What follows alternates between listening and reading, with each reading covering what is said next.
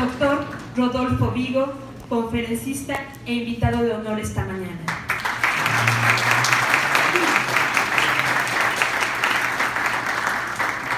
Maestro Gustavo Escalante Patiño, rector de la facultad.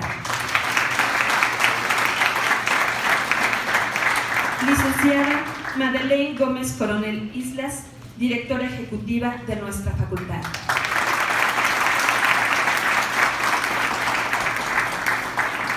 Doctor Sinoé Reyes Sánchez, abogado general de la Barra Nacional de Abogados.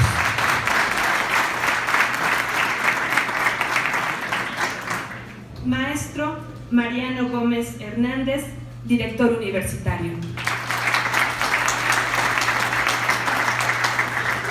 Doctor Juan Francisco Solorio Cardiel, integrante de la H Junta de Gobierno.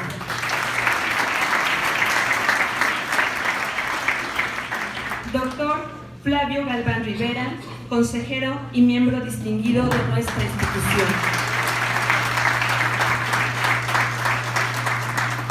Maestra Luz Marina San Vicente Rodríguez, directora de Licenciatura y Planeación Escolar. Maestra Leticia Castro Medina, directora de Posgrado e Investigación Jurídica. Maestra Georgina Arjona López, directora de Servicios Académicos de Licenciatura.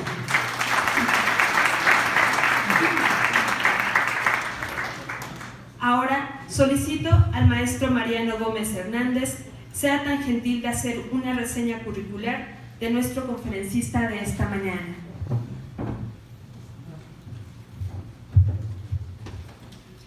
Muy buenos días, sean todos bienvenidos. Me voy a permitir hacer, insisto, nos hemos esforzado en hacer una reseña, en sintetizar en pocos minutos la amplia trayectoria profesional y académica del doctor Rodolfo Vigo, que esta mañana nos presenta el tema Exigencias formativas para un jurista del siglo XXI. Muchas gracias a nuestros alumnos, muchas gracias a nuestros compañeros catedráticos por asistir. El doctor Rodolfo Luis Vigo es abogado por la Universidad Nacional del Litoral, doctor en Ciencias Jurídicas y Sociales por la Universidad Nacional del Litoral y licenciado en Ciencias Políticas por la Universidad Nacional de Rosario. Dentro de los cargos que ha ocupado, ha sido profesor, es profesor e investigador de la Pontificia Universidad Católica Argentina en sede Buenos Aires y Rosario, catedrático de Introducción al Derecho y Filosofía del Derecho en la Universidad Nacional del Litoral, catedrático de Ética Profesional, Teoría y Práctica de la Interpretación Jurídica y Filosofía del Derecho en la Universidad Austral de Buenos Aires, miembro del Consejo de Investigadores de la Pontificia Universidad Católica Argentina de Buenos Aires, miembro del Comité Académico del Doctorado en Derecho de la Facultad de Ciencias Jurídicas y Sociales de la Universidad Nacional del Litoral, miembro del Consejo Editorial de la revista de la Facultad de Derecho de la Pontificia Universidad Católica Argentina de Buenos Aires. Dentro de los libros de la amplia obra editorial del doctor destaca Constitucionalización y Judicialización del Derecho, dentro de la colección internacional de la Universidad Javeriana de Colombia, Bogotá, también publicado en nuestro país por Editorial Corrúa. Cómo argumentar jurídicamente, editado en Buenos Aires. Interpretación y argumentación jurídica, problemas y perspectivas actuales, en Marcial Pons. Argumentación constitucional, teoría y práctica, en coautoría con don Manuel Atienza, en la Biblioteca de Derecho Procesal Constitucional en nuestro país, Editorial Corrúa. Código de Ética Judicial, Derecho Disciplinario y Justificación de la Ética del Juez, de igual forma en nuestro país, editado por la Suprema Corte de Justicia de la Nación. Las causas del derecho, que tiene una segunda edición ampliada en el año 2010. Reflexiones filosóficas de la decisión judicial, de igual forma por el Tribunal Electoral del Poder Judicial de la Federación en nuestro país. Razonamiento jurídico, ciencia del derecho y democracia, en Editorial Fontamara, en nuestro país, Ética y Responsabilidad Judicial en Santa Fe, Perspectivas y Usos Filosóficas Contemporáneas en LexisNexis. La injusticia extrema no es derecho, editado también en Argentina, El Justnaturalismo actual en nuestro país, editado por Fontamara, De la ley al derecho, editado por Orrúa, y Los principios jurídicos, de igual forma en Argentina, entre muchas otras obras de las cuales conocemos, reconocemos y apreciamos de la trayectoria del doctor. Algunos otros antecedentes, pues es ex juez de la Cámara de Apelaciones en lo Civil y Comercial de la ciudad de Santa Fe del año 1984 a 1988, exministro de la Corte Suprema de Justicia de la provincia de Santa Fe de 1988 al año 2007, presidente de la Junta Federal y Cortes Superiores Tribunales de Justicia de las provincias argentinas desde su fundación en 1994 y hasta 1997. Premio CONEX en 1988 en el rubro de jueces, otorgado a los 5 jueces argentinos más destacados en los últimos 10 años. Miembro de la Academia Nacional de Derecho y Ciencias Sociales de Córdoba, presidente de la Asociación Argentina de Filosofía del Derecho del año 2006 al año 2010, director de la revista de la Facultad de Ciencias Jurídicas y Sociales en la Universidad Nacional del Litoral, director de igual forma de un órgano editorial en el Centro de Estudios para la Justicia de Américas en Chile, director de la colección Monografías Jurídicas editada por LexisNexis y profesor consultor del Instituto Interamericano de Derechos Humanos con sede en Costa Rica. Insisto, una muy breve semblanza curricular de la amplia trayectoria de nuestro invitado. De igual forma, no puedo dejar pasar la ocasión para agradecer los buenos oficios, la disposición por parte del maestro Manuel Marcial Cruz. Por conducto de él tuvimos contacto con nuestro invitado esta mañana. Muchas gracias, Manuel. Los dejo con el doctor Rico.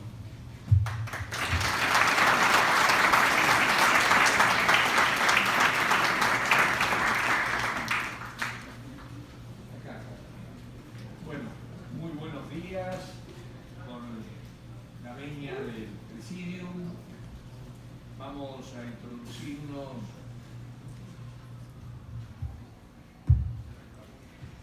Decía muy buenos días, con la venia del Presidium. Vamos a introducirnos a este tema que está ahí mencionado, exigencia formativa para un jurista del siglo XXI.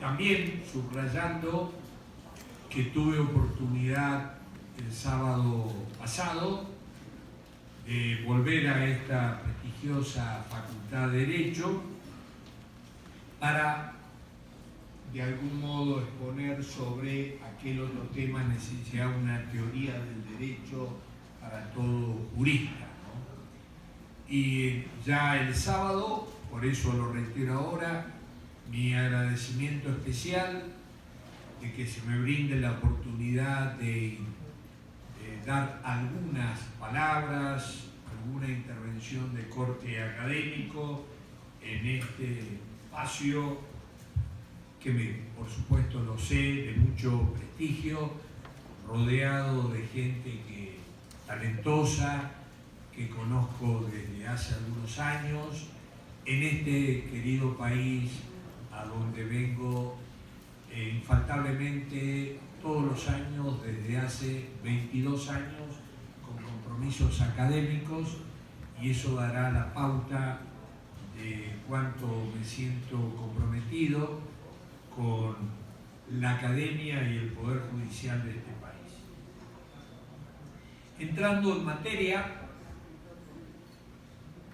he preparado algunas palabras pensando en un auditorio básicamente conformado por estudiantes de la licenciatura. Va esta prevención, sobre todo para los académicos presentes, dado que seguramente comprobarán un poco la llaneza, la simpleza de mi intervención.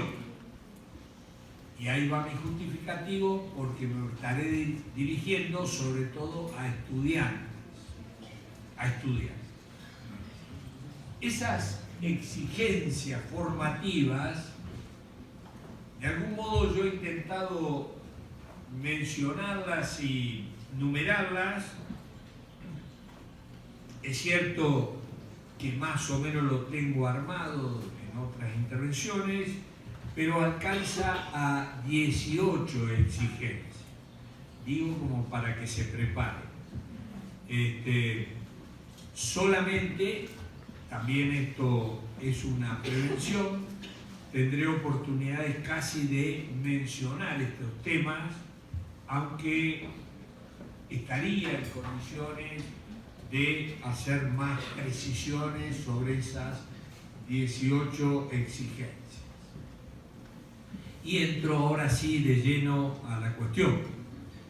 A ver, lo primero que hay que advertir, lo primero que hay que advertir es que el derecho y el Estado ha cambiado muchísimo en estas últimas décadas. Esos cambios han sido tan significativos que han terminado de configurar un modelo, una matriz nueva de derecho y Estado, que incluso de algún modo hay bastante aceptación de llamarla a esa nueva matriz Estado de Derecho Constitucional. Sus orígenes se remontan a la caída del nazismo, por eso simbólicamente nos gusta apelar al Tribunal de Nuremberg, y en buena medida el Estado que fue siendo de algún modo la incubadora de este nuevo modelo ha sido Alemania. Este nuevo modelo matriz de Estado y de Derecho es, como digo, el Estado de Derecho Constitucional, y viene a ser el reemplazante del anterior modelo matriz del Estado de Derecho Legal, nacido en la Revolución Francesa y el proceso de codificación, y que duró una vigencia plena durante unos 150 años. Antes del Estado de Derecho Legal en Europa estaba el Estado de Derecho premoderno, medieval, al cual no nos vamos a referir. Pero sí tenemos que estar alerta de estos dos grandes modelos. Allá Francia, que fue la incubadora del Estado de Derecho Legal, Alemania, la incubadora del Estado de Derecho Constitucional. ¿Y por qué tenemos que estar alerta? Porque en buena medida nuestras facultades de Derecho, las más difundidas por todo el continente, se importaron siguiendo el esquema propuesto por Napoleón en la universidad, sobre todo de la Sorbonne. Y ese modelo resultó un modelo exitoso, y yo decía el sábado que en buena medida yo también soy hijo de ese modelo. A mí me formaron con esa matriz que se había imaginado e instaurado Napoleón. Más aún, como señalé el sábado, con mucho orgullo lo digo, vengo de familia de juristas. Mi abuelo, uno de los primeros notarios y escribanos, mi padre, también jurista, varios tíos, todos los tíos varones por el lado de mi padre, todos mis hermanos, muchísimos primos, y bueno, y dos hijas mujeres. Y de algún modo, a esta ristra de juristas nos formaron más o menos igual. Nos formaron, nos prepararon para el Estado de Derecho Legal. Tuve oportunidad de revisar la carrera, la libreta de estudiante de mi padre, y por supuesto constatar que las materias que tuvo que rendir mi padre para ser licenciado en Derecho fueron más o menos la misma de las mías y la misma para mi hija, lo cual es como contraintuitivo. como si no hubiese pasado nada en estos últimos 150 años. Y la verdad que pasó muchísimo. Pero en general, no estoy hablando de la realidad mexicana y mucho menos de la Facultad de Derecho de la Barra Nacional de Abogados, digo en general, más bien nuestras facultades de Derecho han permanecido un poco inalterables, inerciales, formando juristas para el Estado de Derecho legal y no para el Estado de Derecho constitucional. Quizás el sucedáneo con el que intentaron cubrir esta especie de falta de realidad receptada en los planes de estudio, el sucedáneo fue generar muchos posgrados, de manera tal de que si uno quiere informarse dónde está hoy el derecho, seguramente tendrá que cursar alguno de los posgrados, porque si se queda con la formación del grado, estará en condiciones de enfrentar las exigencias del Estado de Derecho legal que ya no existe en los tribunales. Y esta es un poco la paradoja. En términos generales, se siguen formando juristas para el Estado de Derecho legal y estos juristas se van a tener que enfrentar a un nuevo derecho y a un nuevo Estado, que es el Estado de Derecho constitucional, e intentarán afrontar esa nueva realidad hasta donde les dé el cuero. Porque sin duda, y en buena medida, esta fue mi experiencia personal. Yo me recibí cuando tenía 22 años, lo dije el sábado, y a los 38 años entro a tribunales. En fin, yo me imaginé que iba a hacer el trabajo de jurista más o menos como me habían enseñado en la Facultad de Derecho, dado que en esos 16 años que habían transcurrido me había dedicado al mundo académico, me he dedicado a los temas de teoría del derecho y filosofía del derecho. E incluso dije, y esto es fuerte, que mi padre, cuando se entera que tenía la posibilidad de entrar a tribunales como magistrado, me alertó y me aconsejó que no aceptara. ¿Por qué? Porque, por supuesto, le pregunté a mi padre por qué esa advertencia y ese consejo. Mi padre fue categórico. Me dijo, es que vos no podés ser juez, porque los jueces lo que hacen es aplicar la ley. Y vos, en los últimos 16 años, no has estudiado la ley. Por ende, si aceptás, esto termina muy mal, porque una de las causales para destituir a los magistrados es ignorancia manifiesta de la ley. Y vos entras ahí, de clavado. Y entonces esto va a ser un desastre para vos, tu familia, yo ya tenía familia. Por eso mi consejo es que ni de casualidad aceptes. Bueno, obviamente tenía 38 años, el sueldo respecto a magistrado, comparándolo con el de la universidad, era demasiado tentador, y al mismo tiempo, bueno, en fin, uno ya tenía algún camino recorrido académicamente, me atreví. Y por eso quizás la síntesis más elocuente de lo que quiero subrayar es que, en fin, fui aprendiendo a ser juez, como me dio el cuero, como ya dije, más aún. Me había recibido sin haber leído ninguna sentencia entera. Y en esos 16 años tampoco leí ninguna sentencia entera. Y de golpe juré, entré a mi despacho y me esperaban 60 expedientes para hacer sentencia. Y por supuesto la amenaza de mi padre. Ignorancia manifiesta de la ley, serás destituido. Claro, muy atemorizado. Y fui aprendiendo el oficio como pude, y tengo la certeza de que muchos de mis daños originarios están prescriptos y logré zafar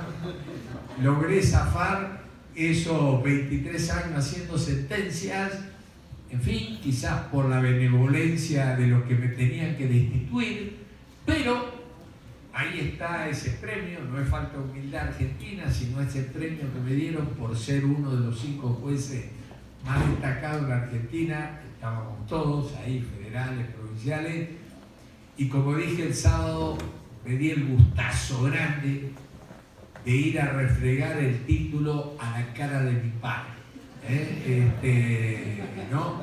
Indudablemente no se cumplió su vaticinio, pero claro, fue una experiencia fuerte porque, claro, yo entré muy con la autoestima, a pesar de ser argentino, muy baja, porque se imaginarán ustedes la amenaza de mi padre, leer un expediente con el compromiso de hacer una sentencia. Cuando entré de juez de cámara no teníamos colaboradores, lo cual era efectivamente dramático. Yo dije simbólicamente fuerte, entré sin canas, tenía 38 años y a los 6 meses estaba encanecido. Bueno, sin duda fue el periodo de aprendizaje como pude. Y en este relato personal se muestra. Yo seguramente estaba en condiciones, en fin, de dar clase como la había estado haciendo en los 16 años.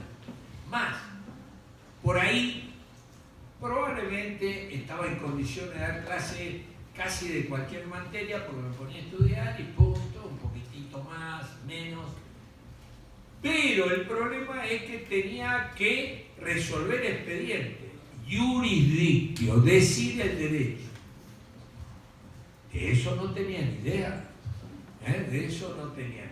Entonces van las exigencias que obviamente yo padecí, de las que no me ilustraron, más algunas otras que obviamente, piensen ustedes que yo llevo jubilado entre 11 y 12 años, con lo cual se han ido generando nuevas exigencias que yo no tenía presente allá en mi tarea judicial, pero que ahora voy a incorporar en estas 18 exigencias. Voy a la primera. Bueno, a mí me habían educado que el derecho era un conjunto de normas. Bueno, y yo me lo creí. Claro, de golpe los alegatos de los abogados invocándome principios, derechos humanos. Yo, ni idea. Incluso los abogados me alertaban de que había que ponderar esos principios. Palabra que ni idea. Yo creí que lo que hacíamos los juristas era interpretar normas, desentrañar el sentido con los métodos interpretativos. No, me hablaban de principios, que no eran los principios generales del derecho que estaban en el código, porque me alertaban que en esos principios estaban los derechos humanos. Los principios de los códigos, los juristas teníamos que ir ahí, podíamos ir ahí, solo en caso de laguna. Pero claro, de los derechos humanos no solamente en caso de laguna, siempre, siempre, incluso para validar la respuesta normativa. El mundo de los principios donde estaban los derechos humanos. Y el mundo de la técnica de la ponderación para resolver casos con principios. De esto ni la más remota idea. Bueno, y en fin, a estudiar, se ha dicho, a estudiar qué autores, que obviamente ni la más remota idea, yo tampoco, de estos autores que estamos en la década del 70, ya tenían, en fin, algunas obras traducidas, etc. Recordemos que el abogado es el primer juez de la causa. Y el abogado, el nivel del abogado, le impone un nivel al juez. Claro, yo recuerdo que tenía abogados muy potentes que me mencionaban autores. Yo incluso pensaba que era de mala leche, porque me ponían autores de filosofía del derecho y teoría del derecho. Yo imaginaba, estos son para justamente poner de manifiesto que yo tendría que conocerlos, etc. Autores como Alexis, Gorky, Atienza, Carlos Nino, qué sé yo, que hablan de estos temas. Y que yo en la Facultad de Derecho, en el grado, ni idea que me habían dado. Obviamente que él sentó todo, pero que él no aceptaba que existieran los derechos humanos dentro del sistema jurídico, ni quería los principios, y ahora me pedían que resolviera el caso con principios ponderándolos. Claro, es complicado. Y este es un poco el problema.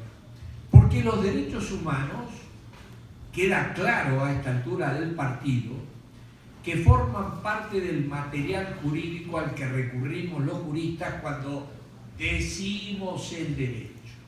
Iuris dicta. Todos los profesionales del derecho decimos el derecho.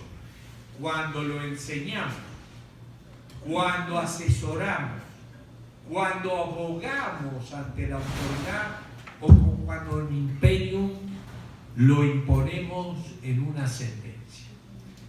En una palabra, poner el acento en los principios, porque desde ahí vienen las normas. El jurista que sabe principio sabe más respuesta jurídica que el jurista que sabe solo normas, porque las normas son respuesta jurídica explícita. Los principios son respuestas jurídicas concentradas, en potencia, que obviamente el jurista va actualizando a la luz de sus casos. La riqueza de los principios. Piensen ustedes la cantidad de sentencias, respuestas jurídicas que, por ejemplo, la Corte Constitucional Alemana derivó de un principio que está en el artículo 1 de la Constitución Alemana del 49, que la dignidad humana es inviolable. Desde ese principio, la Corte Constitucional extrajo muchísimas respuestas jurídicas que la leyeron ahí, en ese principio. Pero claro, hay que saber qué quiere decir dignidad humana. Y si estamos en condiciones de entender el contenido de ese principio, podremos ir proyectando a nuestros casos respuestas jurídicas. En la Argentina, los principios han sido obviamente muy explotados por los jueces y de ahí se han llegado a extraer recursos. El recurso más utilizado en la Argentina es el recurso llamado extraordinario de inconstitucionalidad por arbitrariedad de sentencia. Es decir, los jueces, llegado un momento, dijeron: es que en el preámbulo de la Constitución argentina habla como uno de sus propósitos afianzar la justicia. ¿Podemos los jueces tolerar cuando vemos una injusticia extrema, flagrante, decir que eso es derecho frente al mandato preambular?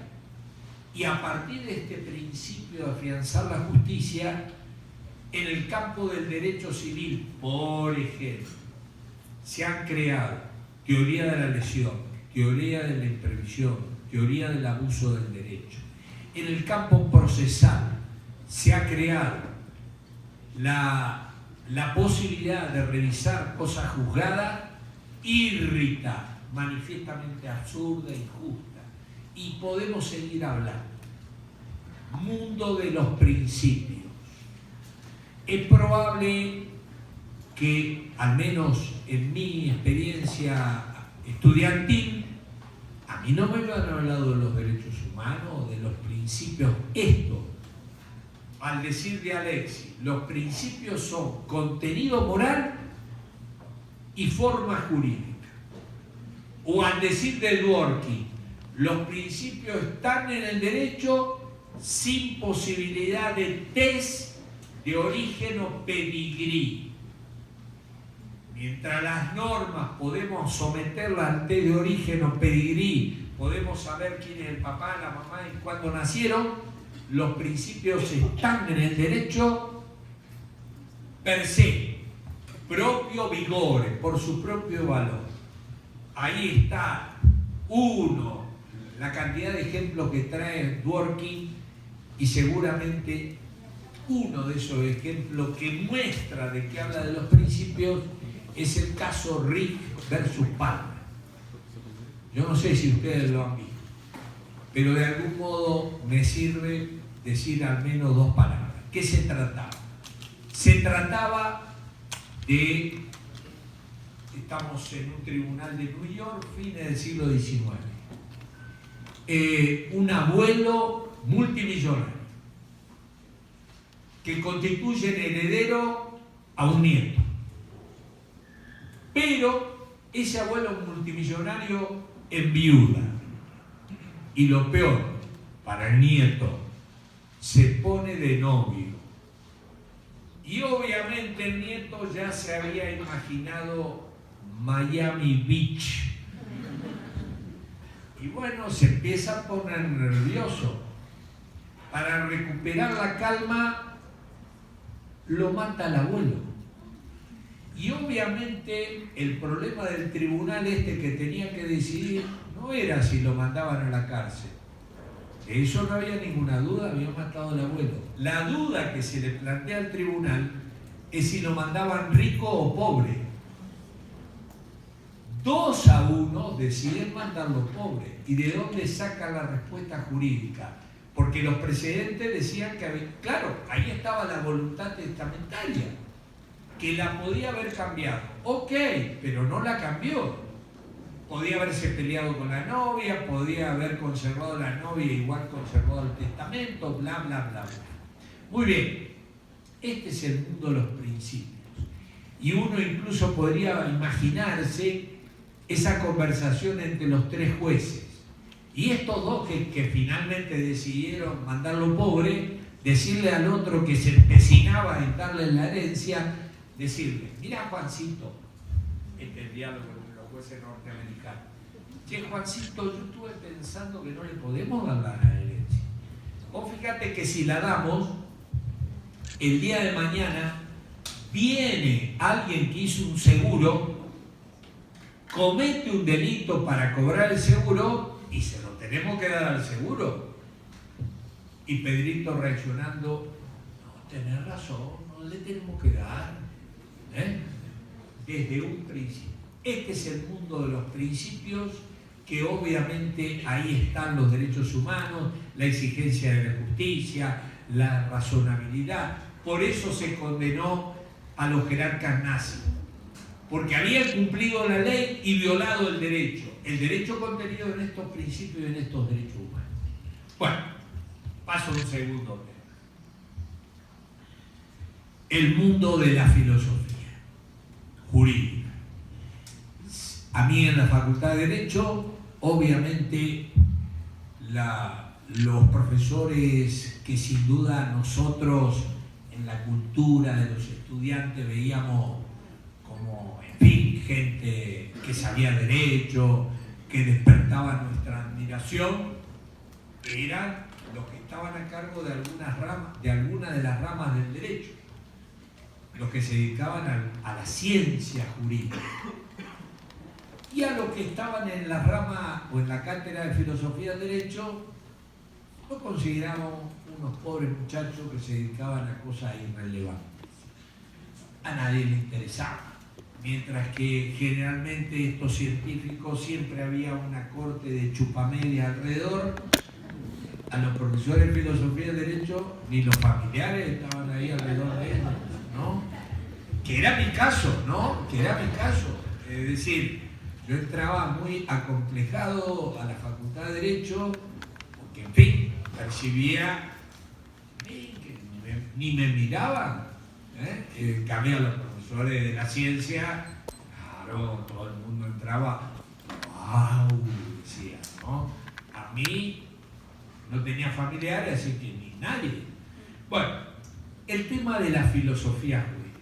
No se trata, por supuesto, de negar la ciencia jurídica. Se trata, y a esto nos dedicamos el sábado, se trata de que si hoy uno quiere comprender el Estado de Derecho constitucional y quiere operar este Estado de Derecho constitucional, lo lamento, no lamento nada, al revés, me alegro, que la disciplina a la que hay que recurrir, no olvidándome la ciencia, es la filosofía jurídica. Más aún, quizás ustedes sepan que todos esos autores neoconstitucionalistas, que son las teorías que se encargan de explicar, avalar y promover al Estado de Derecho constitucional, Alexis, Dworkin, Ferrajoli, Nino, Duncan Kennedy, André Ollero, todos estos autores neoconstitucionalistas ocupan cátedra de filosofía del derecho. Ferrajoli no es profesor de derecho penal, él da filosofía del derecho, primero en Camerino y luego en Roma III, hoy en Roma III. Son profesores de filosofía del derecho. Y Dworkin, que nos propone la figura del juez Hércules, que es aquel que puede descubrir la respuesta correcta para cada caso, además de juez y ser semidios, es Hércules, madre humana y padre Dios, por eso es semidios. Este juez, que es el que nos propone Dworkin para decirnos que se puede encontrar la respuesta correcta para cada caso, one right answer, es además filósofo del derecho. Es decir, para encontrar la respuesta correcta, Dworkin nos propone un juez que se dedica a la filosofía del derecho. En fin, no quiero ser abogado de parte y exagerar en esta defensa de esta disciplina que es la mía. Quizás yo exagere, pero no tanto. Hoy, para poder entender la jurisprudencia de la Corte Interamericana de Derechos Humanos, solo sabiendo normas y ciencia jurídica, imposible, obvio. Porque allá los jueces de la Corte Interamericana de Derechos Humanos no es que se dedican todos los días a leer el periódico oficial de la Federación. Es que ellos razonan desde los derechos humanos, obvio, y desde principios universales, obvio. No son especialistas en ninguna ciencia.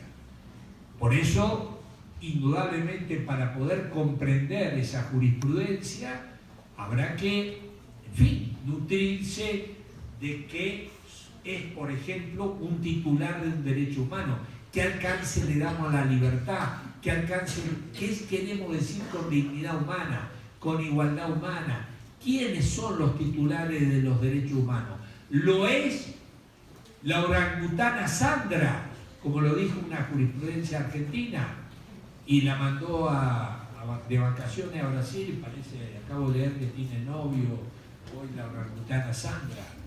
Bueno, en fin, sin comentarios, no comento. Pero bueno, este es un poco el tema. Yo no digo abandonar la ciencia, pero la filosofía jurídica en algunas de estas visiones neoconstitucionalistas, neoconstitucionalistas, elaboradas por filósofos de derecho, hay que ir si uno quiere comprender y operar el Estado de Derecho constitucional. Por supuesto, en la jurisprudencia constitucional, sin duda, hay muchísima filosofía del derecho. Piensen ustedes que en la maestría que yo doy y que dirijo en la Facultad de Derecho de la Austral, maestría en formación de jueces, se llama maestría en magistratura y derecho judicial, todas las clases se da con jurisprudencia y mi materia la damos con jurisprudencia. Las clases tienen 3 tercios. El primer tercio es cuando habla el profesor. Decimos el que menos interesa. Porque lo que habla el profesor, de algún modo, el alumno lo puede leer un sábado a la noche, un domingo a la madrugada. ¿Y para qué venir a una clase escuchando que puede leer? El segundo tercio es lo más importante. La clase se divide en grupos y el grupo se mantiene a lo largo de los 2 años que dura la maestría. Son grupos de entre 6 y 8 alumnos y todas las clases hay jurisprudencia, porque decimos que lo que no está en la jurisprudencia no está en el mundo. Las clases de filosofía del derecho se estudia con jurisprudencia. Si yo quiero estudiar qué es la justicia, ¿qué escojo? Escojo jurisprudencia civil, por ejemplo, la que consagró el abuso del derecho. Escojo jurisprudencia en materia procesal, la que consagró la cosa juzgada írrita. O escojo la jurisprudencia de la Corte Suprema que declaró inválida las leyes de obediencia debida y punto final por injusticia extrema, al voto del presidente de la Corte. Quiero decir con esto, estos temas, ¿qué es la injusticia extrema? Obvio, no le puedo preguntar a los científicos, de eso no se ocupan. Se ocupan de cosas importantes. Si yo tengo un problema de usucapión, voy al profesor de derechos reales.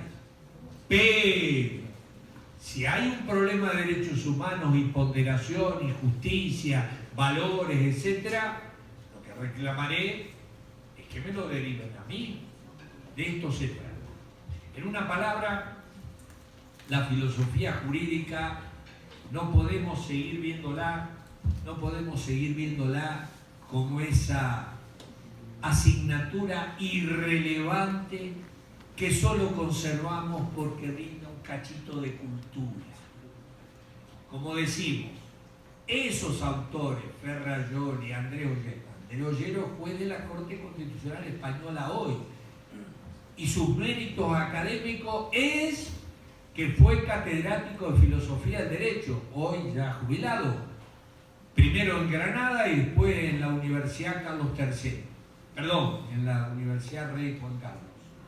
En una palabra, en fin, esto es lo que justifica de algún modo el interés que uno percibe. Yo me he dedicado al derecho, no a los adjetivos del derecho. No sé nada de civil del derecho, ni penal del derecho, ni administrativo del derecho. ¿De qué sé yo algo? Del sustantivo del derecho. Pero recuerden que no puede haber un adjetivo sin sustantivo. No podemos hablar de lo penal si antes no tenemos claro el sustantivo. Por eso concluimos, dime qué piensa del sustantivo derecho leyendo filosofía del derecho y yo te diré cómo puede ser tu ciencia penal a tenor del sustantivo que asumes. ¿Se entiende lo que digo? De esto se trata, no de suprimir la ciencia, va de retro Satanás, sino de recuperar los temas para la filosofía. Tercero, a ver, mantenemos en nuestros planes de estudios cierta inercia de las ramas tradicionales. Y las ramas tradicionales han experimentado en los últimos años una enorme crisis. Crisis que, por ejemplo, se revela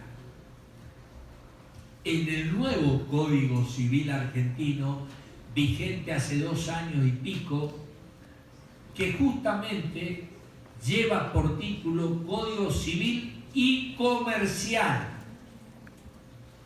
Código Civil y Comercial. En definitiva, derecho privado. Pero además, los impulsores fui designado para el título preliminar, los impulsores, en definitiva, reconocen que el esfuerzo ha sido constitucionalizar al derecho privado. Claro, hoy hay una gran movida y ha ido apareciendo una serie de problemas nuevos que requieren de disciplinas nuevas. Por ejemplo, derecho informático, obvio que hay que estudiarlo. Ahí es un ámbito de delitos particulares, de contrataciones particulares. Inteligencia artificial, ¿lo ponemos o no lo ponemos? Firma digital, etcétera, etcétera, etcétera. Informática jurídica decisoria, soft que hay para no sustituir a los jueces, pero dar los márgenes y evitar algunas discusiones judiciales. Derecho penitenciario, derecho de la minoridad, derecho internacional de los derechos humanos, derecho del medio ambiente, derecho de los consumidores, etcétera, etcétera, etcétera. Y a veces uno se encuentra con la misma currícula que estudió mi abuelo. Me hace ruido, algo anda mal acá. Y cambios significativos en las mismas ramas. Aquel derecho de familia que estudió mi abuelo o mi padre. Por supuesto que el que tienen que estudiar mis nietos seguramente será muy distinto al que me dieron a mí en el Código Civil, que era un derecho familiar, básicamente derecho privado. Hoy el derecho de familia se ha publicizado. La importancia que ha querido el derecho procesal y sobre todo la materia acceso a la justicia gracias a la jurisprudencia de la Corte Interamericana. ¿Podemos seguir capacitándonos ignorando las opiniones consultivas de la Corte Interamericana de Derechos Humanos, la jurisprudencia de la Corte Interamericana de Derechos Humanos, cuando finalmente hoy sabemos que después que alguna Corte Suprema Nacional nos ha rechazado nuestro planteo, quedará la alternativa de la Corte Interamericana de Derechos Humanos, que por supuesto ha permitido, en definitiva, por ejemplo, ha anulado o revisado sentencias. Sí. Bien, vale, no. Porque tengo siempre el riesgo de exceder.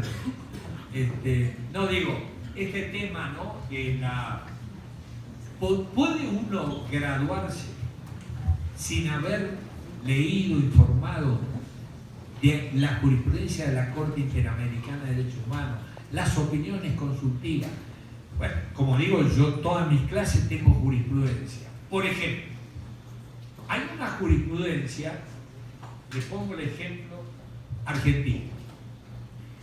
Derecho de réplica. Derecho de réplica, ustedes saben que en el Pacto San José de Costa Rica dice que el derecho de réplica se establecerá en cada estado a tenor de lo que diga la ley respectiva. El derecho de réplica queda condicionado a que exista una ley nacional. Sin embargo, en la Corte Suprema Argentina se dicta ya hace unos cuantos años la jurisprudencia en la causa El Mejián contra Sofovich. Ahí la Corte Suprema Argentina dice: vamos a poner en vigencia el derecho de réplica aunque no se ha dictado la ley. ¿Y cuál es el fundamento jurídico? Una opinión consultiva de la Corte Interamericana de Derechos Humanos que dice que cuando un Estado firma un tratado de derechos humanos, cualquiera de los tres poderes puede poner en ejecución, tornar eficaz al tratado. Repito, cualquiera de los tres poderes. Por ende, la Corte Suprema se encuentra encuentra habilitada para suplir por jurisprudencia lo que no estaba todavía dicho en una ley. Yo no sé si esto está bien o está mal, pero existe en la Argentina opinión consultiva que avala finalmente esta competencia para la Corte. De esto estoy hablando. Mantener el civil 1, que es la parte general, civil 2, obligación. Todo el mundo del derecho de daños en la Argentina, por ejemplo, las maestrías más requeridas, a diferencia de México, son las maestrías en derecho de daños. Yo no sé qué ministerio hay, una materia en una rama del derecho civil. Más, hay maestría en derechos de daños latinoamericano, que la dirige un ministro de la Corte Suprema de la Argentina, derecho de daños, que es derecho civil, pero no es civil. Ahí estudian administrativo, obviamente, responsabilidad por daño del Estado, eso era tradicionalmente administrativo. Responsabilidad por daños en el servicio de justicia, obvio, porque la Corte Interamericana de Derechos Humanos impone reparar daños por el mal servicio de justicia a un Estado. En fin, y seguimos inercialmente manteniendo rigurosamente, estáticamente las ramas cuando han aparecido. Bueno, el gran desafío del derecho informático, inteligencia artificial, en fin, todos estos programas que han salido, que están a prueba. Muy bien, cuarta exigencia: los casos y el conocimiento de los mismos. A ver, hace 50 años una demanda de filiación se ganaba por la prueba que aportaba el abogado. Hoy una demanda de filiación se gana o se pierde según el dictamen de la pericia científica en torno al ADN. ¿Se entendió? Claro, prueba científica. Cada vez más importamos menos los juristas e importa más la prueba científica para dilucidar la premisa fáctica, que es la primera premisa que pone el juez: cómo ocurrieron los hechos. En el mundo anglosajón, en los grandes estudios, siempre hay especialistas en distintos problemas científicos, porque antes de hablar del abogado, antes que hable el abogado, le interesa conocer los hechos. A ver, ¿qué ocurrió en esta empresa? ¿Cómo ocurrió este accidente? ¿Está efectivamente loco el imputado? Esto es materia de otras ciencias no jurídicas. Y es obvio que no estamos los juristas para reemplazar a los peritos científicos. Pero sí tenemos que estar en condiciones de juzgar si es confiable o no esa pericia científica. Miren, de vuelta, esto lo estudiamos con jurisprudencia. Y hay 3 fallos de la Corte Suprema de Estados Unidos.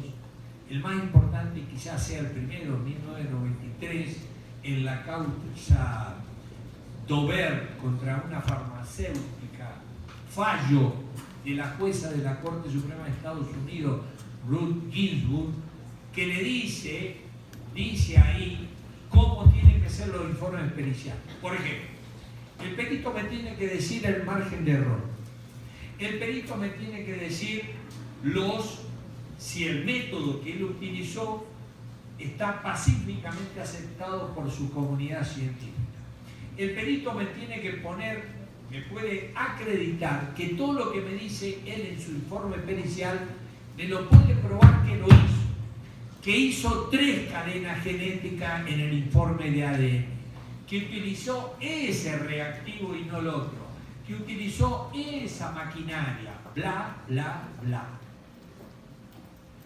y cómo normalmente leemos los jueces en la Argentina los informes periciales. No dije los jueces mexicanos, los jueces argentinos. La última página, obvio, la conclusión. Y si viene un secretario a decirme, mire, señor juez, esa que estuve viendo me parece que hay errores en el informe pericial. ¿Qué me importa? ¿Qué dice la conclusión? ¿Que es el hijo? Decí que es el hijo, papá. ¿Se entendió? No me compliqué la vida. ¿Qué sé yo lo que me dice el perito? No tengo ni idea, ni tampoco me inmuto por lo que dice. Porque está muy lejos de mi conocimiento y expertise. Y esto va a ser cada vez más decisivo. Un accidente, ya hay matrices confeccionadas por físicos y matemáticos que pueden explicar un accidente y que son más confiables al juez que lo que dice el testigo o la absolución de posición. ¿Se entendió? Y de esto podría hablar porque tengo muchos recortes periodísticos. El caso Mariano, el caso de Teresa Rodríguez en la Patagonia Argentina, cuando la matan y dos... Bueno, en fin, lo que quiero decir, parece difícil sostener que en nuestra facultad de Derecho no estudiemos ni la más remota idea psicologías, psiquiatría. Obvio, porque esto va a determinar si lo vamos a imputar o no finalmente al que cometió el delito, porque si está loco, tiene que ir a un loquero, no a una cárcel. Pero obviamente algo de ADN. La clasificación de ciencias que me da Michele Tarufo. Ciencias duras. Obvio que si me dice el informe pericial que encontró veneno en la sangre o agua en los pulmones, se murió ahogado, no hay ninguna duda. Pero hay, además de ciencias duras, ciencias blandas, la psicología. Y a veces parece ser que los psicólogos hablan como si fueran ciencias duras, y son ciencias blandas. ¿Ok? Por supuesto que hay mucha psicología y muchas escuelas, y uno los ve subido a un caballo hablando del púlpito. Bajate, tu ciencia es blanda, papito, ¿sí o no? Pero vos no sos físico-químico, porque sí, si yo encuentro al agua gusto raro, y dice, para mí esto no es agua, llamo un químico, H2O, sí, químico, que yo le escucho, no me hagan perder tiempo, H2O, punto. Pero para un psicólogo, bueno, a ver, ¿de qué escuela es usted? ¿Cuánto estudió? ¿Qué prueba hizo? Si usted vendía pochoclo hace unos años y le fue mal, y ahora se anotó de perito, idoneidad científica, idoneidad tecnológica, idoneidad ética, largo rato. Nosotros tenemos un diplomado en el Departamento de Derecho Judicial sobre pericia y prueba y verdad. ¿Ok? Nos ha dado clase Tarufo ahí. Bueno, claro, y de esto nada, en los planes de estudio, nada.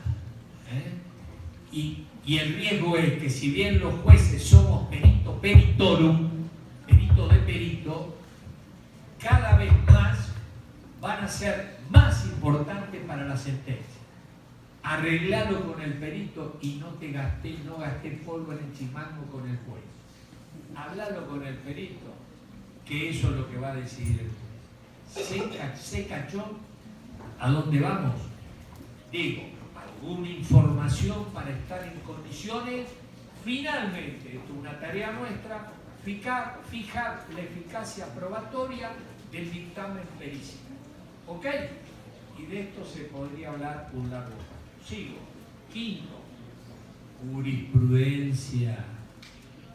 Dice un autor francés, el derecho es una obra colectiva que empieza el constituyente y terminan los jueces. Obviamente el constituyente empieza no desde la nada. Lo llamamos al constituyente y le decimos, che, mirá, te pedimos que hagas una constitución para Argentina. Viste que en Argentina está el tango. Bueno, vos sabés cómo es la estructura musical de un tango, 2x4. Ponete a escribir un tango. Y el constituyente se pone a escribir el tango. Finalmente aparece el momento final. Se levanta el telón. La partitura a veces viene bien escrita y los jueces hacemos desastre. Pero a veces viene mal escrita y los jueces la disimulan. Pero la misma partitura puede ser interpretada de una enorme variedad. El himno nacional argentino hasta tiene una interpretación, quizás lo conozcan, de Charly García, del rockero. ¿Se entendió? Bueno, fíjense la riqueza de la misma partitura. Y los que interpretan, los que tienen la guitarra, el violín y en fin los demás instrumentos, son los jueces. ¿Se entendió? Puede ser concebible que nos quedemos, estamos estudiando música y nos quedemos solo estudiando partitura, o no es necesario que estudiemos interpretaciones de esas partituras, y eso es la jurisprudencia. Nosotros decimos de una manera provocativa, exagerada, lo que no está en la jurisprudencia no está en el mundo. Es un poquitito exagerada, asumo, por ahí inventamos casos que todavía no están resueltos, pero bueno, pero digo, estudiar jurisprudencia, obvio. ¿De qué vale estudiar a ese profesor que escribió un librito que no lo sigue ni la madre? ¿No es más útil estudiar la jurisprudencia cuando da ese tema? Que es lo que finalmente, porque cuando el juez decide, habrá muchos abogados que empiezan a comprar para la fiesta, ¿sí o no? Porque claro, tengo un caso igual en ese tribunal. El juez está obligado a tratar igual a lo igual. Sí que es la razón. En consecuencia, ojalá no pase lo que me pasó a mí, que me recibí sin haber leído ninguna jurisprudencia entera, lo cual sería motivo para quemar muchas cañas, ¿no? Porque claro, el profesor venía y había que estudiar su librito, aunque no lo leía ni la madre, pero bueno, había que estudiar su librito y había que repetirlo de memoria. Uno sabía derecho, no tenía ni idea, salvo si litigara en la casa del profesor. Pero como el profesor no era juez, así que no íbamos a ganar ningún juicio con ese litigio. Peor, a veces cuando ese que escribió el librito le tocaba litigar, se contradecía. Me tocó a mí, que por respeto al profesor no cité sus libros, le tenía mucho afecto, le di por la cabeza, pero no lo cité con sus libros, porque por respeto a él. Bueno, en fin, a estudiar interpretación. Si a uno le gusta el tango, ok, estudien todas las partituras, pero bueno, el ejemplo sería inadecuado. Hay que estudiar a Fernández, al Potrillo y qué sé yo a cuántos más. Pero bueno, ¿se entendió? Yo no sé, no sabré música. Además, una cosa es escuchar y otra cosa es, serio, escucharlo vestido de charro, ¿sí o no? Es muy distinto. Bueno, muy bien. Sexto. Voy a ir más rápido. O me voy a limitar a mencionar un poco estos temas. A ver, sexto. Retórica. Obvio, ¿sí o no? A ver, todos sabemos que no basta tener el mejor argumento para ganar esa conversación. Si me voy vestido así de payasesco, si pongo esa cara de lo que ustedes imaginan, si utilizo esos términos, etcétera, mi argumento no tiene posibilidades. Ya lo decía Aristóteles, aconsejaba ir a la retórica no solo a los que auspiciaban el error y la injusticia. Aconsejaba que vayan a la retórica los que promovieran la verdad y la justicia. Si yo tengo la verdad y no la sé decir, probablemente la verdad no será asumida. Y si hay, desde Aristóteles, una ciencia y un arte que tiene por objeto la persuasión, y eso es la retórica, además tenemos la experiencia de ese gran abogado, muy exitoso, que le permitió hacer una carrera además muy redituable, Cicerón, utilizando la retórica.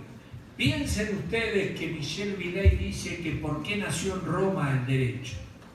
Nació en Roma porque se dio la coincidencia de que había un pueblo, a diferencia de Atenas, muy afecto a las cosas concretas.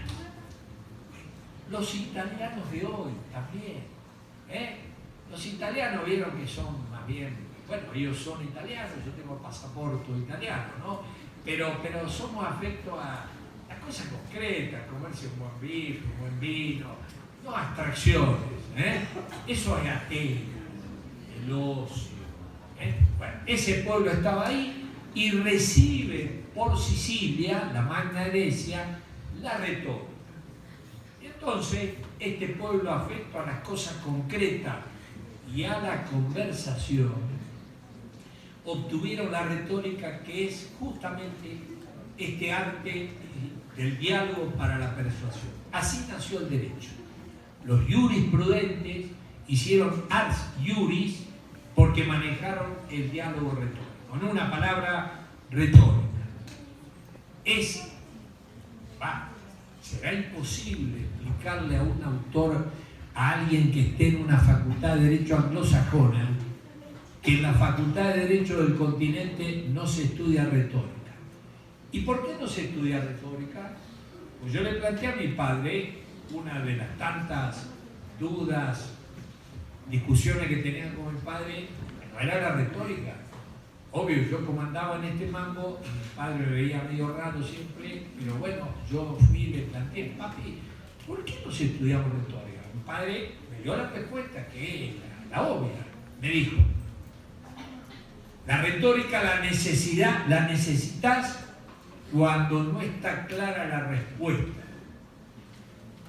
En el derecho tenemos siempre clara la respuesta, porque el derecho está contenido en la ley la hace la voluntad general infalible, la ley habla claro, no es redundante, siempre justa, bla, bla, bla, bla.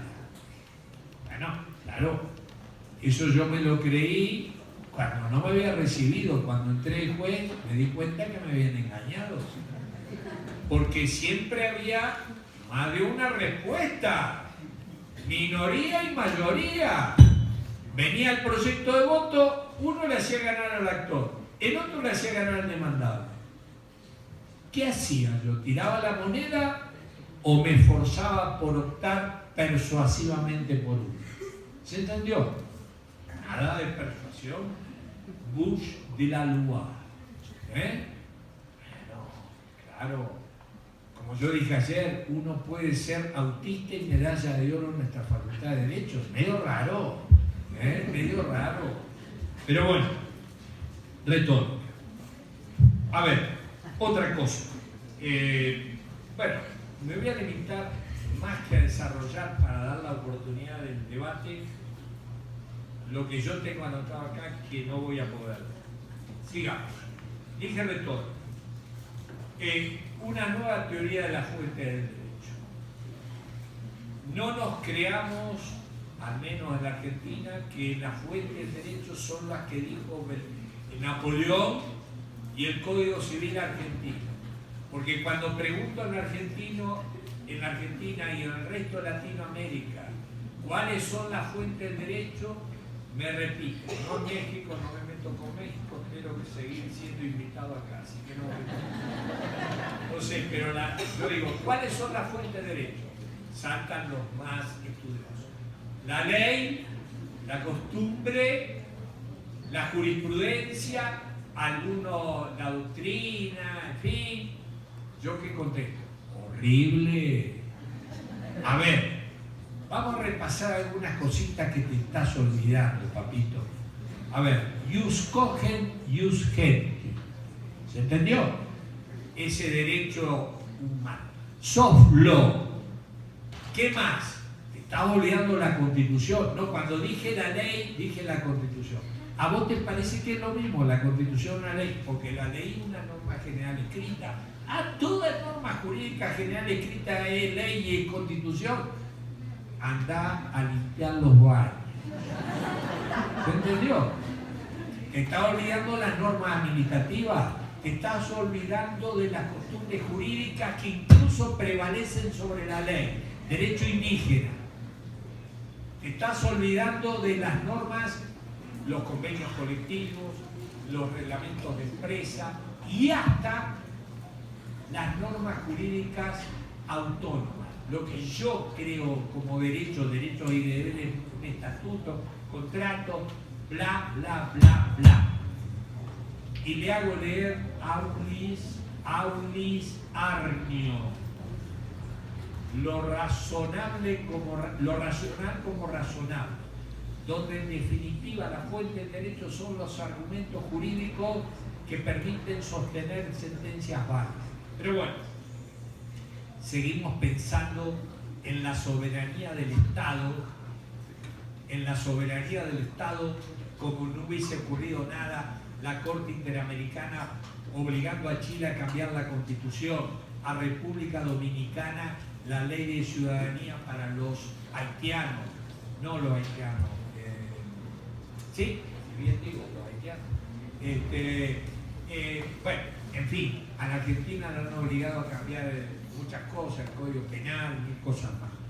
En una palabra, una nueva teoría de las fuentes del derecho. Sigo. Llevamos, si mal no cuento, 8. Bien. Yo creí que nadie me prestaba atención. ¿Alguien sí?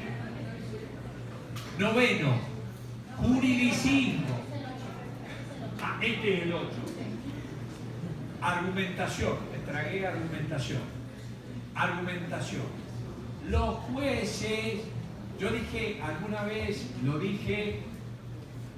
que las dos materias más importantes que tiene un abogado y un juez en particular, las dos materias más importantes son argumentación jurídica y ética.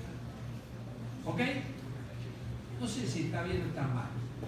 Aunque no sean solo estas dos, lo que me queda clarísimo es que la materia más importante para un jurista de argumentación. ¿Qué hacemos los juristas, los abogados?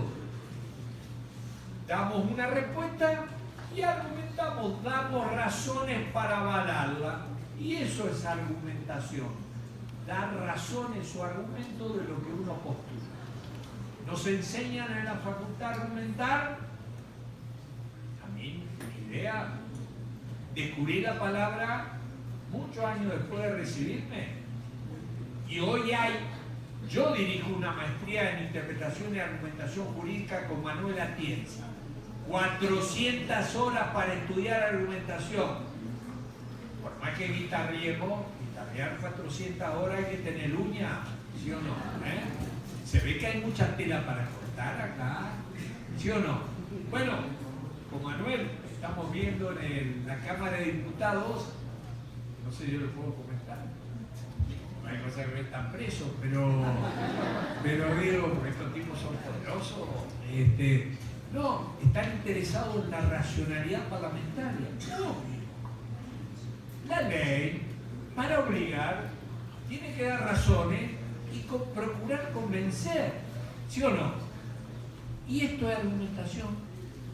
Es lo que hacemos un padre que quiere educar bien. Yo puedo educar a un hijo utilizando el método autoritativo. Papi, ¿puedo ver este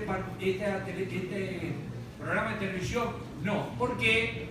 Porque lo digo yo. No sirve para nada. Porque cuando tenga la edad suficiente va a ir a ver el programa en la casa del amiguito, donde sea. Y el otro modo es argumentativo. Mirá, no podés ver, estimo que no podés ver. Yo te voy a dar mis razones. Veámoslo juntos y te doy las razones. Cuando uno convence, sobra la autoridad. ¿Sí? Esto es argumentar. Muy bien. Ahora 9. Está controlando. Bien. No juridicismo. ¿Qué era el juridicismo?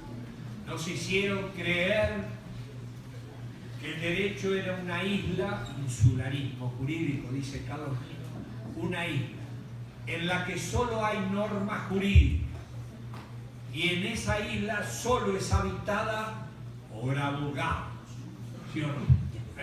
Dejamos entrar políticos, sociólogos, especialistas en cultura, en religión.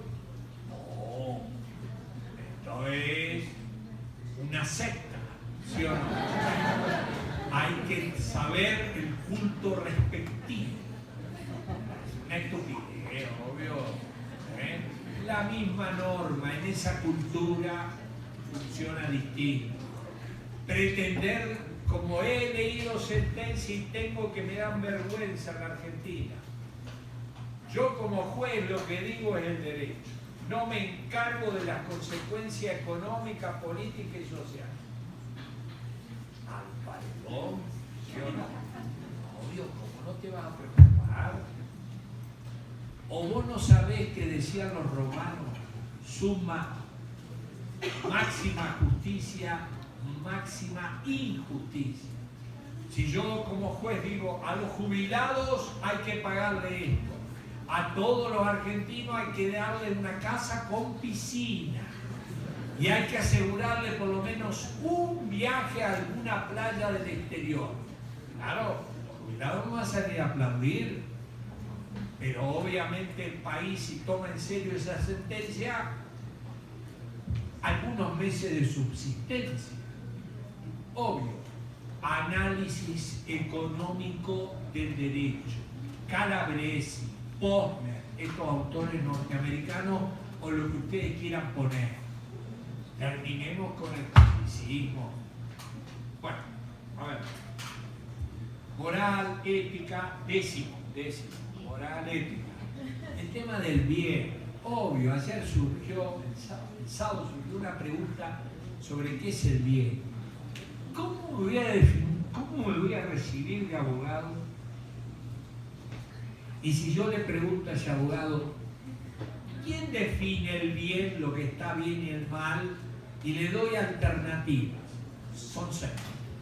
Yo mismo, cada uno, la sociedad, a tenor de las consecuencias, la norma jurídica, Dios o algo objetivo. Lo más probable, y si hago acá una compulsa, lo más probable es que me digan que el bien lo define cada uno, ¿sí o no? Todo depende del color con el que se lo mira, todas esas cositas que dicen, ¿sí o no? O la segunda alternativa mayoritaria que lo define cada sociedad, ¿sí o no? Horrible, horrible, salgo disparando. Porque desaparecen los derechos humanos ipso facto. Si los derechos humanos, si uno cree que el bien lo define la sociedad, si en esta sociedad nos ponemos de acuerdo que los derechos humanos van a ser para esto o con este contenido, chau. Como por ejemplo los derechos humanos en esas sociedades de castas en la India, que prohíben casar a alguien de una casta con alguien superior. Y que hace 3 años alguien incurrió en eso y los padres de la chica que se casó la denunciaron con un hermano y la condenaron a muerte. ¿Está claro? Eso es. Si ese es el bien, el derecho protege ese bien. O experiencia latinoamericana, no la dejan ser candidata porque es mujer. ¿Ok? Y vamos y le preguntamos a la chica de ese pueblo indígena, ¿pero no te dan cuenta que la estamos diciendo?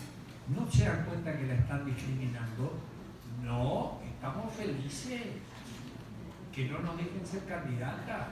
Y preguntarle a mi mamá, también está feliz que no la dejen ser candidata. Y ya mi abuelita había dicho que está muy bien que no seamos candidatos. Bueno, ¿sí? ¿Se entiende? Y si lo define cada uno, peor. Porque si yo voy con un contrato de esclavitud, pido que la valide. No que no se puede, pero perdón, pues, ¿qué le importa a usted lo que va a pasar con mi vida? Consentimiento informado. Quiero probar. Me van a pagar 3 meses, me van a pagar 10 millones de dólares. Son 3 meses de esclavo. Por ahí hasta me gusta. ¿Sí o no? ¿Sí o no? ¿Se entiende? Bueno, en fin. Salimos sin saber qué es la moral, qué es la ética, en definitiva, el concepto central. 11º, capacidad crítica. Obvio, yo no quiero tener estudiantes, una broma, nerds. Esos estudiantes que ni siquiera son malos porque no les da el cuero. No porque sean buenos, sino porque no les da el cuero. Bueno, está muy bien, en fin, pero no para los tribunales ni para capacidad crítica. Cicerón, una de las partes del discurso de la retórica era la inventio. La inventio no es, como traduciríamos nosotros, invención. Es descubrir la mejor respuesta. Y esto es a lo que estamos exigidos. A mí me sorprende, porque como digo, trabajamos jurisprudencia, a veces uno de los trabajos del grupo es proponer otra sentencia, y a mí me sorprende la inventiva, la imaginación de los mismos estudiantes, porque es muchas veces superior a la mía. 12º, derecho comparado. El jurista que solo sepa el derecho de su estado cada vez va a saber menos derecho. ¿Está clarito? Agréguenle agua, porque esto parece bastante claro. Hay que saber un poco el derecho, o sea, se globaliza el derecho, obviamente. Testigo de Jehová. Las sentencias que hay en el mundo son todas más o menos iguales. Uno lee una y más o menos todas iguales. ¿Entendió? Bueno. 13º. Por supuesto, a tenor de lo que acabo de decir, hay que saber algún idioma. Uno se puede quedar en su propia tribu. Pero bueno, si uno quiere ser un jurista o un profesional de excelencia, tendrá que abrirse al mundo. Y aunque no nos despierte simpatía, el mundo habla inglés. No se olviden de la isla Malvinas, por eso digo, aunque no nos despierten simpatía los piratas ingleses. Pero digo, el mundo habla inglés. Pero idioma, salir al mundo, en fin. No creer que porque nos estamos mirando todo el día al ombligo, todos los ombligos del mundo son iguales al nuestro. Cada uno tiene su ombligo. 14. Diálogo racional. El ejercicio de la abogacía exige capacidad de diálogo racional. Alex, su teoría discursiva dialógica, dice que el de mejor derecho se construye a través del diálogo racional y da 28 reglas para el diálogo racional. Yo no digo que estudiemos las 28 reglas, pero alguna regla hay que saber, ¿sí o no? De esto se trata. 15. Manejar la tecnología. Yo conozco muchos jueces que ni siquiera contestan su correo electrónico. No doy nombre por respeto a ellos. Pero tiene el secretario, se lo imprime al correo electrónico y el secretario procede. Una computadora va de retro Satanás. Hay que prender vela, hay que ir ante a misa para tocar la computadora. Que no manejan WhatsApp. Entonces, claro, este tipo no puede estar en tribunales porque hay redes informáticas cada vez más. ¿Está claro? Bueno, muy bien. 16. El derecho es parte de la cultura. ha habido debates muy interesantes sobre el tema si los jueces necesitamos tener cultura o podemos ignorar quién ganó los premios Nobel de literatura, de la paz o qué sé yo qué cosa. Entonces, me parece que yo comparto ese punto de vista, que si tenemos apertura a la cultura, seguramente estaremos en mejores condiciones de comprender el derecho, que es parte de la cultura. 17, el tema del liderazgo. En la maestría en magistratura y derecho judicial hay una materia que se llama idoneidad gerencial, donde se estudian los 8 hábitos de Covey, Peter Drucker, etc. Claro que cumplimos en la sociedad, los profesionales y en particular los abogados, ciertas funciones vinculadas al liderazgo, extendido, localizado, etc. De esto se trata. Y finalmente, last but not least, el tema del sistema jurídico. Seguramente en muchos países de Latinoamérica siguen creyendo que existe la pirámide. Por favor, siempre es preferible el espejo al Photoshop, aunque duela el espejo. Y la realidad, claro, está buenísima la pirámide, pero no existe. No existe hace rato, entre otras cosas, porque no tiene todo el derecho. La pirámide no computaba los principios y los derechos humanos.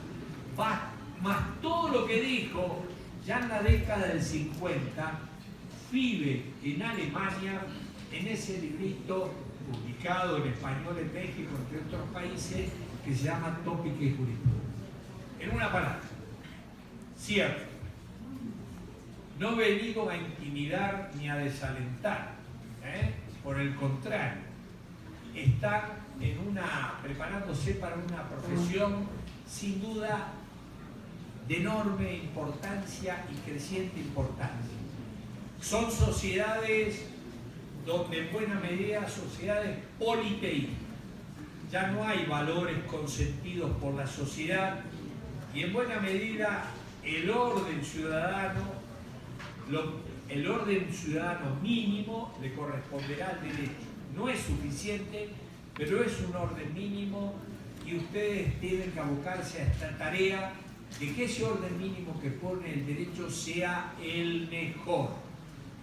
Pero claro, hay que advertir que el derecho ha cambiado mucho, por eso a la hora de criticarlo y proponer mejorar ese derecho, hay que estar de algún modo open mind, abrirse la cabeza a toda esta exigencia y seguramente otra que ustedes podrán poner. Muchas gracias.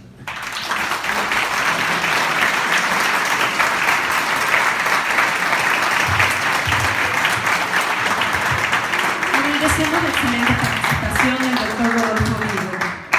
A continuación, abrimos un espacio para preguntas y respuestas.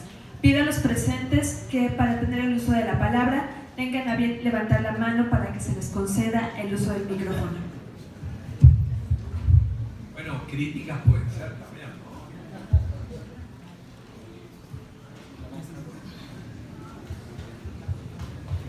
Gracias. No le puedo decir felicidades porque se quedaría corta la palabra, pero no encuentro un adjetivo calificativo, de verdad.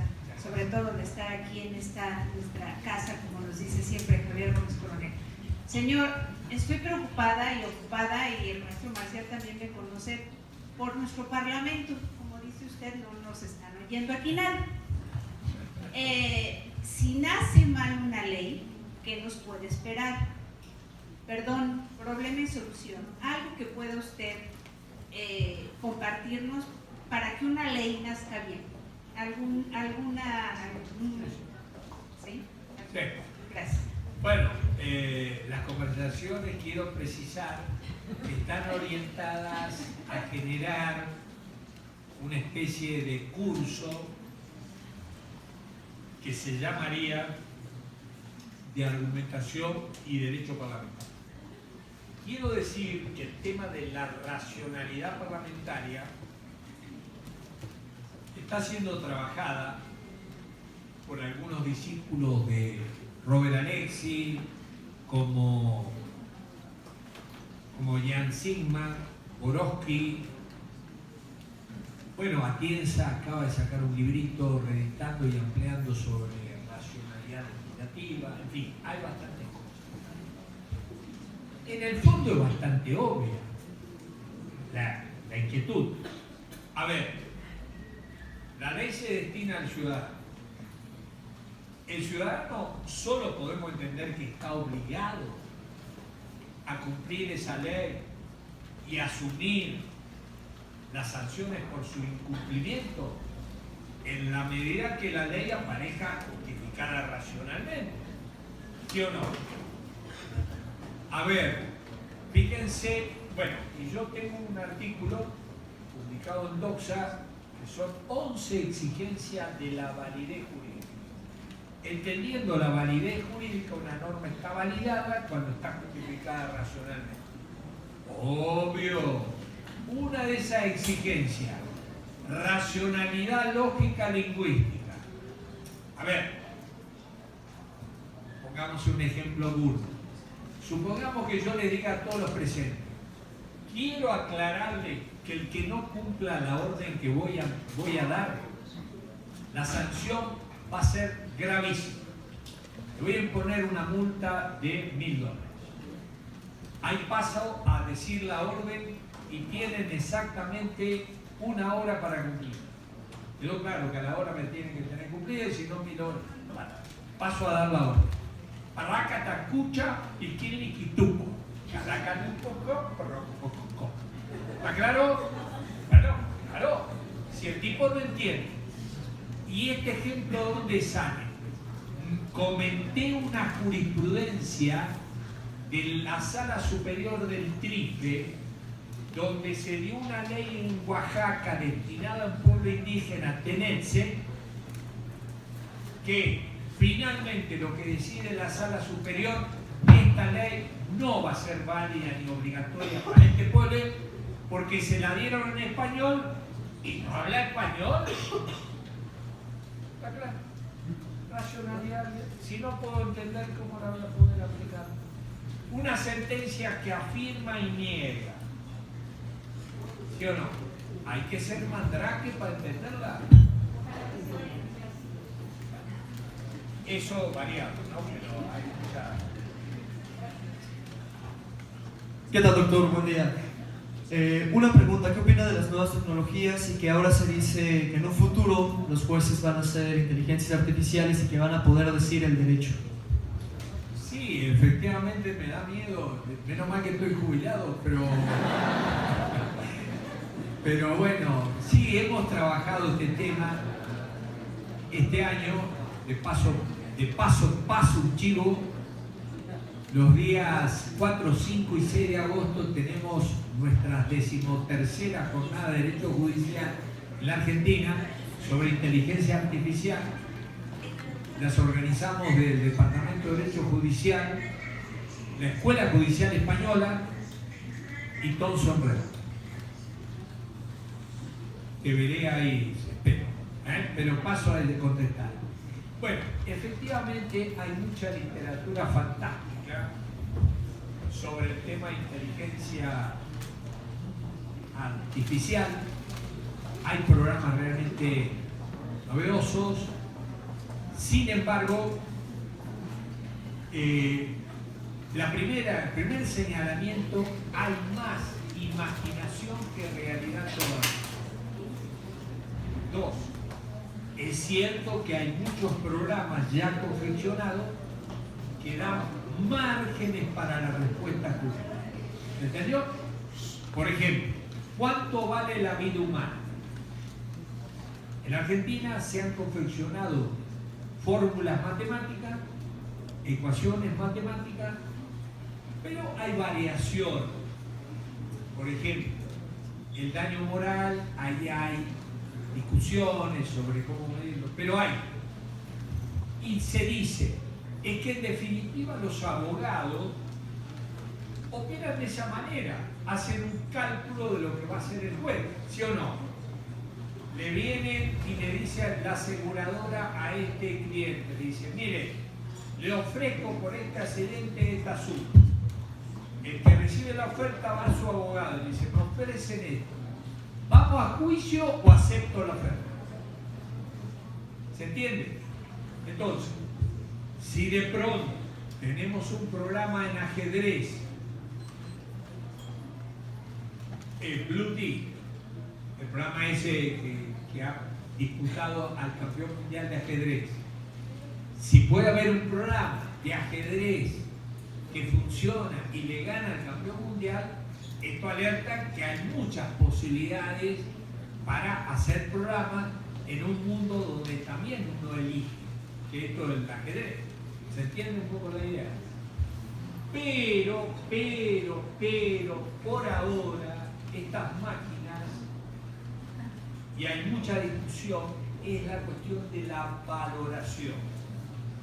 La cuestión de la valoración.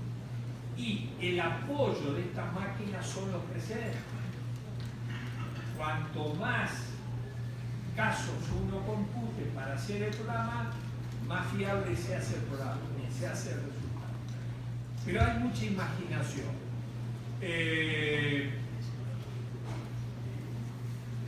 Yo por ahora lo que me atrevo a decir es que me cuesta, no me resigno, pero me cuesta imaginarme una sustitución completa, sí parcial. Hay muchas cosas que hacemos en tribunales que no se van a hacer más, pero no una sustitución completa.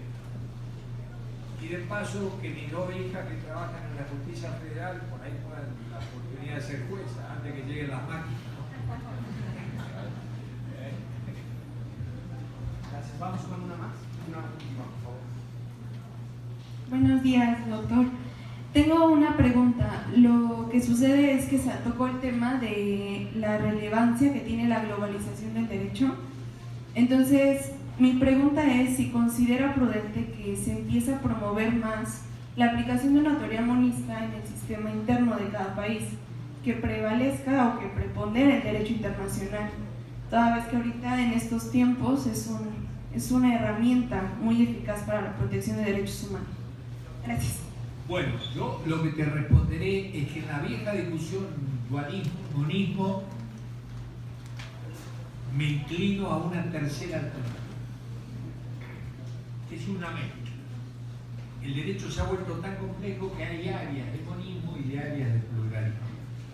Esto lo dice un autor alemán cuyo nombre no me acuerdo. Pero lo leí, no es un tema mío, pero sí ha sido motivo de discusión en algún momento dado. Muy bien, pero yendo a un tema más práctico, me parece que no podemos ignorar todo eso que se ha llamado el soft law, global law.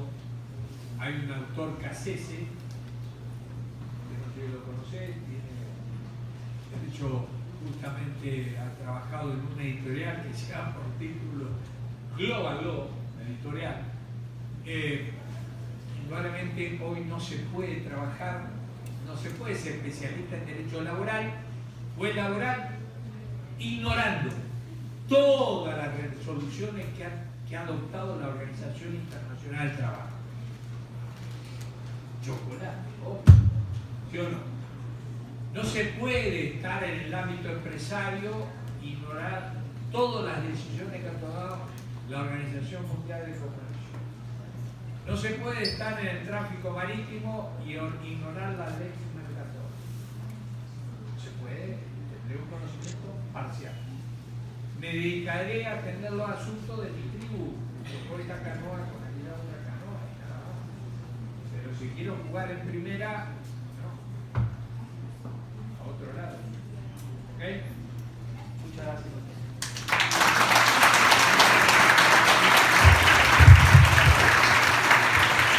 A continuación, solicito al maestro Javier Gómez Coronel Islas tenga la generosidad de dirigirnos un mensaje.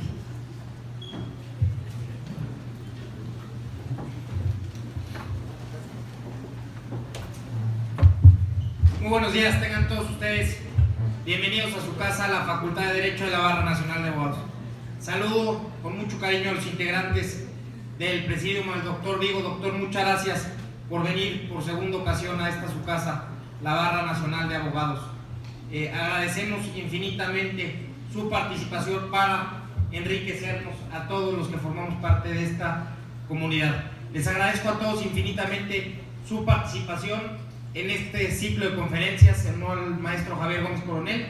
Y antes de terminar, vamos a darle el reconocimiento al doctor Rodolfo Vigo. Muchas gracias.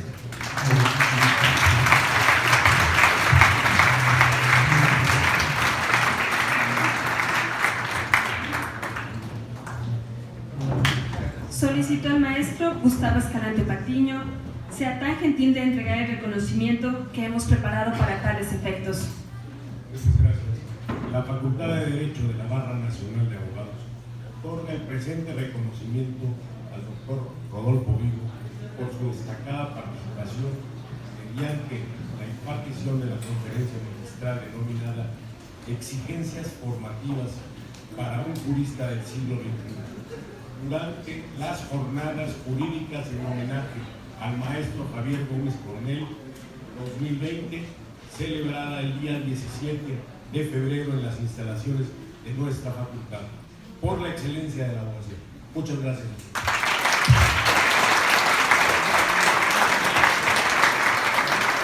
Con lo anterior, damos por terminado el evento del día de hoy, agradeciendo su amable asistencia.